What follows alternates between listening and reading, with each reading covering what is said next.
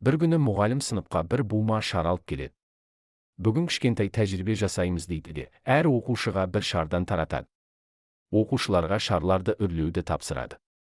Шарлар үрленген соң мұғалім, енді әрқайсың шардың үстіне өз атыңды жазыңдар дейді.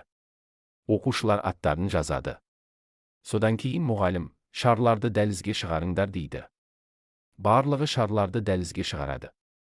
Мұғалім оларды жақсылап араластырып қояды да оқушыларға, қазір сендерге 5 минут уақыт беріледі. Әркім өз шарын тауып, орнына отырсын дейді. Оқушылар дәлізде асығып, жүгіріп, іздей бастайды. Бірақ шарлар араласып кеткендіктен көпшілігі өз шарын таба алмайды. Уақыт біткенде бәрі шаршаған әрі көңілсіз күйде орындарына отырады. Сонда мұғалім тәжірибенің алғашқы сабағын түсіндіреді. Міне, өмірде осындай. Бұл шарларды бақытқа теңеуге болады. Әр адам өз бақытын іздейді. Бірақ тек өзін ғана ойлап, асығып, өзгелерді итеріп іздеген адам көбіне өз бақытын таба алмайды.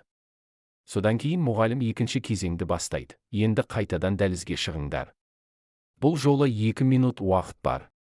Бірақ ереже басқа. Алғаш қолдарыңа түскен шарды алып, үстінде кімнің аты жазылса, соған апарып беріңдер. Оқушылар қайтадан жүгіреді. Әркім бір шарды алып, үстіндегі есімді оқып, иесіне береді. 2 минутта өтпей, барлығы дерлік өз шарларына оңай қол жеткізеді. Сонда мұғалім былай дейді: көрдіңдер ме? Өмірде дәл осындай. Адамдар бір-бірінің шарын, яғни бақытын табуға көмектескенде, ынтымақтың арқасында бәрі тезірек әрі оңайырақ бақытқа жетеді. Өйткені бақыт тек өзің үшін іздеу емес, өзгеге көмектесу, бөлісу және жол ашу. Байқадыңдар ма, бұл жолы ешкім ешкімді итерген жоқ. Оқы, ойлан, орында. 2 кітабынан алынды.